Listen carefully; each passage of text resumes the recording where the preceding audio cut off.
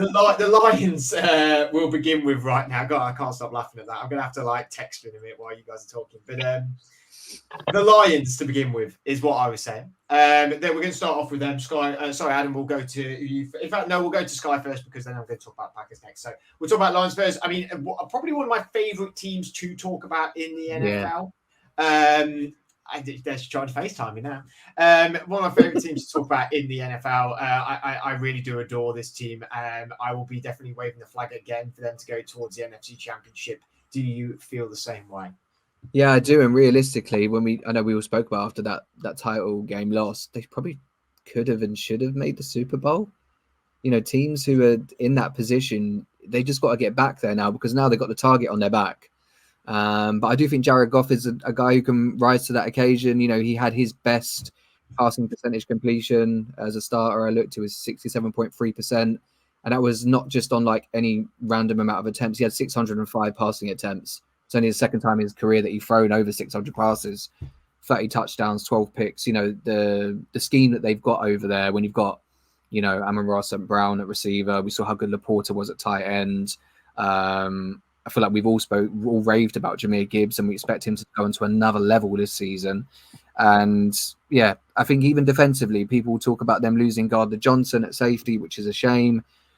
But when you've got an offense that can blow most teams away, they've made additions at corner to sort of, keep the secondary in a good position. And then when you've got Aiden Hutchinson, Marcus Davenport, I don't really see a big weakness on the Lions. I see them having another good season and going deep in the playoffs again. And like you said, it's an exciting time to watch a team that's, for years was sort of the laughing stock of the NFL. If they can back it up again and be in the playoffs again, I'd be happy for them. I will certainly be as well. However, Adam, when you as a team that steadily improves, and these teams will go from being quite poor to them really good. What they then have to learn is that the target will be on their back, won't it?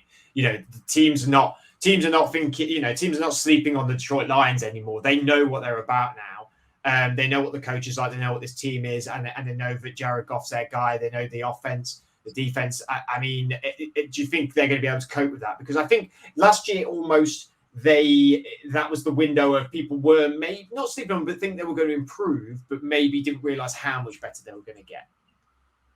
Yeah, I think they probably will. I think that it's one of them things, isn't it, where it's almost like you need to get that experience of winning into a team. I think that's something that they've lacked for many years, but under this head coach, and these players that he has, I feel like he has kind of instilled that a little bit more. And so because of that, I think to a certain extent the pressure, although will be coming from outside the building, I think inside the building it'll be okay, and they'll be in a position to do something. Last year, I thought they were very good at everything. You look at all of the stats; they were great at everything, but their pass defense was atrocious, and that was where they eventually got found out because of that. When you look at what they've done, they've pretty much spent a lot of money on their guys this year. That's kind of what it is. It's almost like they've gone Amon-Ra St. Brown, we're paying you. Jared Goff, we're paying you. Penei Sewell, we're paying you. These are the guys that are going to get them that bit further. And so because of that, they wanted to do that. And so that makes sense. It's almost like I was saying, kind of like in the building, them guys that are already there, that have already got that sort of Dan Campbell mantra behind them, kind of feels a little bit like, well, these are the guys that are going to get us there. We're going to keep going on that with them. They did bring in some decent players. I thought Carlton Davis, I think that's a great one for them at corner. That's definitely what they needed to do. Kevin Zeitler's come over from the Ravens. DJ Reader's come over also from the AFC North. And then in the draft, they really went for it on corner again with Terrion Arnold and Ennis Rakestraw. And these two guys, especially Terrion Arnold, I mean, we saw the draft, didn't we? And it was like just the reaction for him. It was insane. And he was loving it. He wants to be the guy. And he looked really good at Alabama. It's someone who you sort of feel like can make the step up and will do well.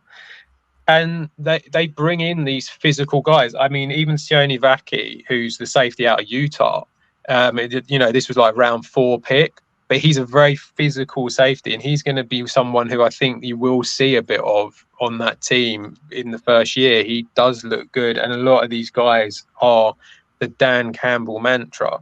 I think they've definitely improved, especially at corner. I think it's obvious that they worked out that was their weakness, and they think that this is the thing they can do.